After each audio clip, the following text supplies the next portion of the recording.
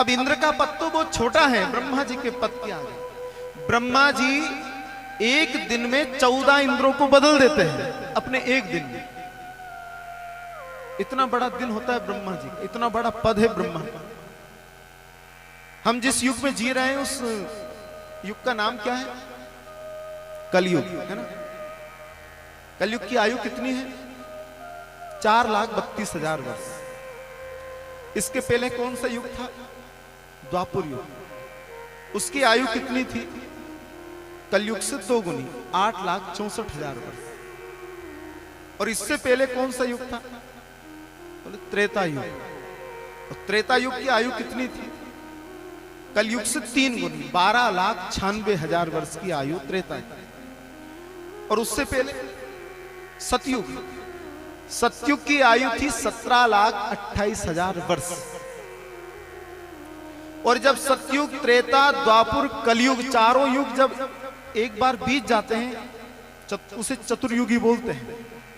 चतुर्युगी, एक बार सतयुग, त्रेता, द्वापर, कलयुग जब ये पूरे बीत जाते हैं उसे एक चतुर्युगी कहते हैं।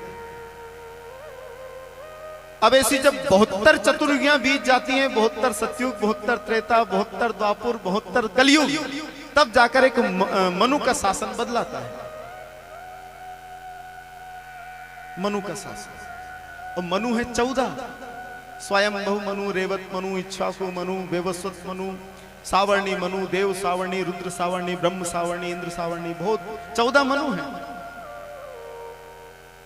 तो ये 14 ही मनु जब अपना पूरा कार्यकाल बिता लेते हैं, 14 ही मनु 72 चतुर्युगों का राज कर लेते हैं, तब जाकर ब्रह्मा जी की आयु का एक दिन पूरा होता है।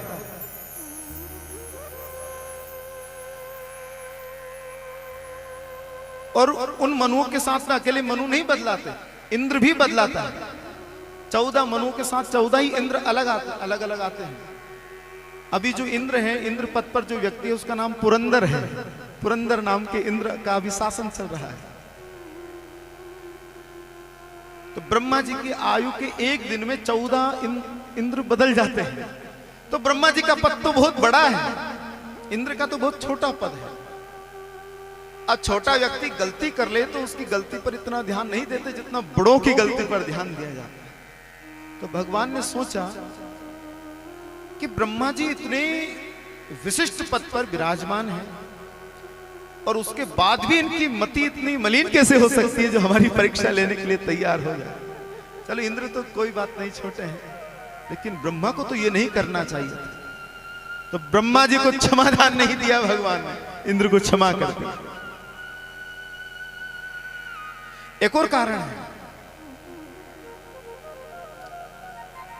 ब्रह्मा जी ने जो अपराध किया, परीक्षा ली भगवान की, उसका परिणाम यह हुआ कि भगवान श्री कृष्ण को 1 वर्ष तक अपने सखाओं से दूर रहना पड़ा, अपने बचनों गायों से दूर रहना पड़ा, क्योंकि सब ब्रह्मलोक में ले जाकर छिपा दिए थे। और इंद्र ने जो अपराध किया उसका परिणाम यह हुआ कि जो दूर दूर थे वो भी सब पर्वत के नीचे आ गए, सबको इकट्ठा कर दिया इंद्र ने। और ब्रह्मा ने सबके बीच, भक्त और भगवान के बीच में दूरियां बढ़ा दी। और जो भक्त और भगवान के बीच में दूरी उत्पन्न करे, भगवान उसको कभी क्षमा नहीं करते, इसलिए भी ब्रह्मा जी को क्षमा नहीं दी श्री राम। और भगवान ने इंद्र को क्षमा कर दिया।